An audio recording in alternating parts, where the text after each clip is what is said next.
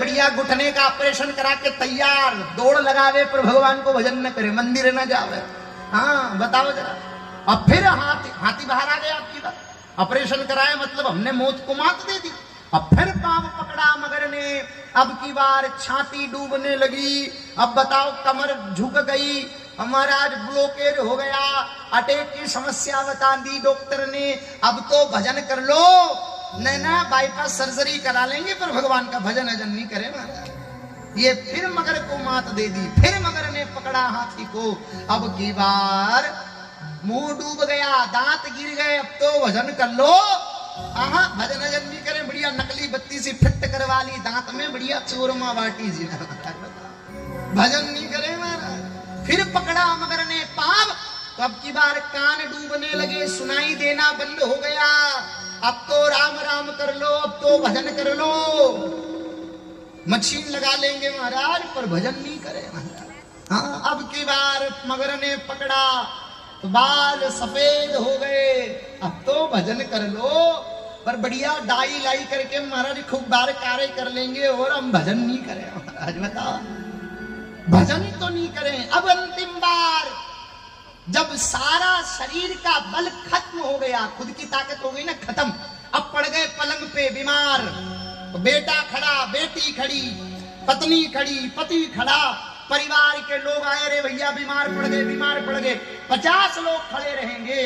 तो हाथी का बल खत्म हो गया, तो हाथी के परिवार ने सूंड में सूंड लगाई। बेटा बोलेगा अरे डॉक्टर साहब पिताजी को जिंदा रखो। बोले क्यों? बोले महाराज 10,000 भी लगे तो जिंदा रखना। बोले क्यों? बोले भी मकान की रजिस्ट्री बाप के नाम पे, मर गया तो लेने देने पड़ जाए। हाँ समस्या हो जाएगी, इसको जिंदा रखो।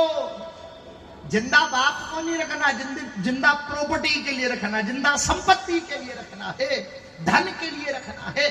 अब महाराज रखा जैसे तैसे।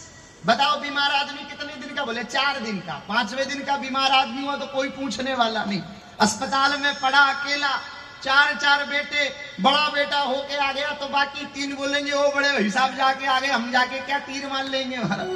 बहुरानी ऊंची एड़ी की सैंडल पहन के टाक टाक करती अस्पताल में पहुंचे, टीपन लगे, बोले भूख लगे खाई लियो, हम तो ये चले महाराज, हमारे महाराज घर पे घणो काम छे, वो चल दी महाराज छोड़। कोई पूछने वाला नहीं। स्वजन बल खत्म हुआ, परिवार का बल भी खत्म हुआ, खुद की ताकत भी खत्म हुई।